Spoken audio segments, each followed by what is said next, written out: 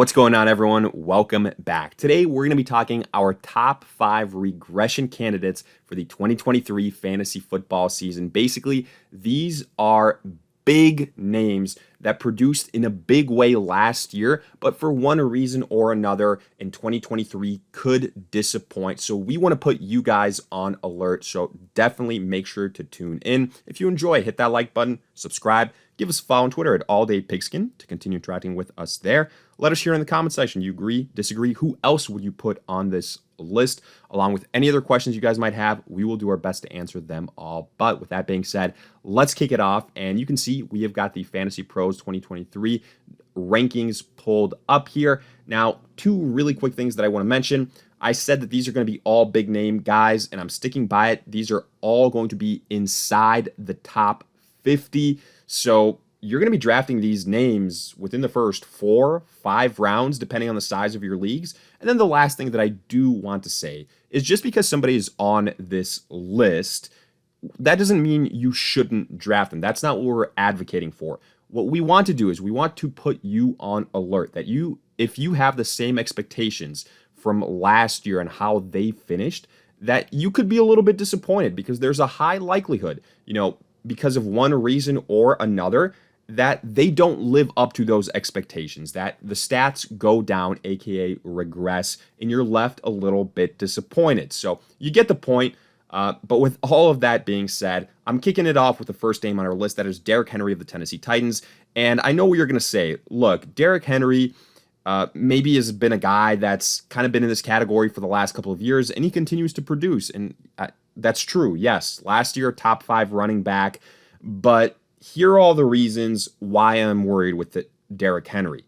First and foremost, depending on the scoring format that you play in, Derrick Henry doesn't really bring anything to the table as a pass catcher. Now, yes, in standard formats, more valuable, hand up, that is true, and he's going to get a lot of volume. That's always been the really nice thing with Derrick Henry. The Titans are a run-heavy team. But I would counter with the following. Are those attempts going to be quality attempts? And the reason I say that is because Derrick Henry is yet again another year older. And, as he gets closer to that 30-year-old mark, especially at the running back position, that makes a difference because, injuries at the running back position are a real thing. We've seen them kind of creep up with Derrick Henry these last couple of years. And could that happen yet again? He's going to be the focal point of the offense, but again, that means he's going to see a lot of those carries, and he is going to be hit a lot. And sure, those carries are always nice. I do say volume is king, but volume on a very questionable offense is concerning. And I think that's one of the main things here with the Tennessee Titans and Derrick Henry. Because, for God's sakes, there were talks internally this offseason that the Titans could have moved on from Derrick Henry. Now, again, whether that's because they know something that we don't, or maybe they don't believe that Derrick Henry has all that much left, that, he's on the decline potentially, or that they just aren't in a place to compete offensively. They've got Ryan Tannehill, but Tannehill has shown us that these last 2 years, he's kind of been trending downwards. And the Titans did draft Malik Willis last year, and now this year they draft Will Levis. So would it really be a surprise to anybody if there's a quarterback change in Tennessee at some point in this season? I would say no.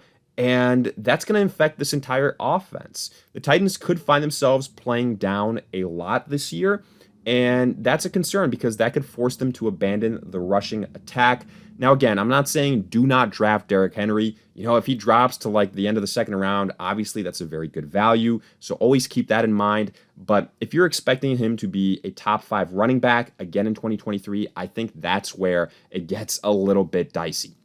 Now, let's move on just one name lower. That is Josh Jacobs of the Las Vegas Raiders, yet another running back. And with Josh Jacobs, I do think he is talented. Let's start there. And, we finally saw the big breakout this last year.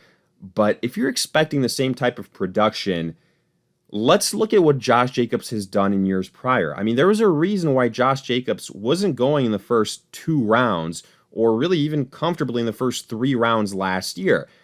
He was that breakout star because no one expected a top 3 finish from Josh Jacobs last year. Because if we look at a long history of production, Jacobs has been okay.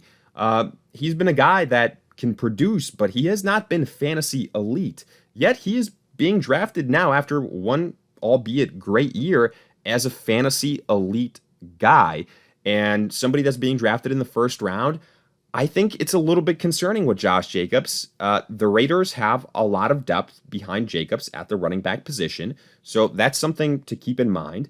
But to me, the two biggest areas of concern are that the quarterback situation is now all of a sudden a question mark for them. We thought Jimmy Garoppolo was going to be, the quarterback upgrade after they moved on from Derek Carr, unwisely in my opinion. But Jimmy Garoppolo, again, dealing with potential injuries, he might not even play for the Raiders at the start of the season, which to me would be a huge hit for that offense.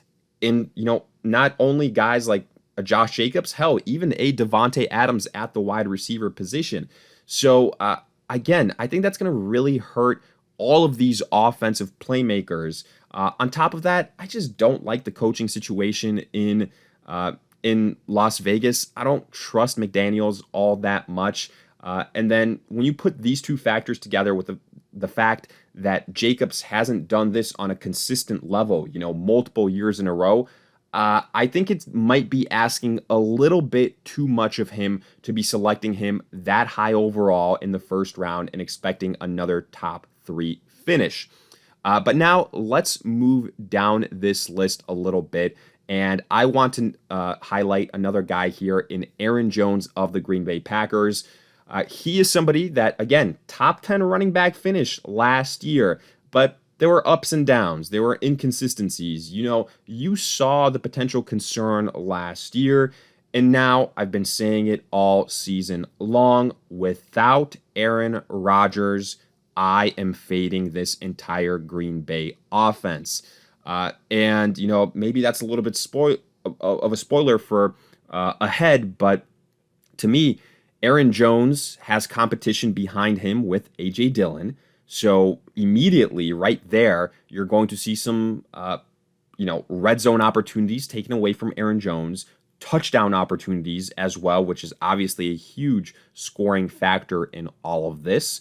And I just don't believe in Jordan Love. I really don't. I think it's going to be another case where you've got a very questionable quarterback, and that's going to work its way all through this offense. And we're going to see the wide receivers, the running backs, the tight ends all struggle. They're not going to be putting up points like they were these last couple of years, in the case for Aaron Jones. Honestly, Aaron Jones is somebody that really, really scares me this year. I wouldn't feel comfortable with him as, somebody that's in the RB1 category, even though that's how he finished last year. If it wasn't for the pass catching upside here, honestly, I think Aaron Jones would be maybe the only name on this list that might be on my do not draft list when you look at all the other factors surrounding it. A potentially downward trending offense, competition in A.J. Dillon, touchdown question marks. So for that reason, Aaron Jones is somebody that I think is most definitely going to regress this year.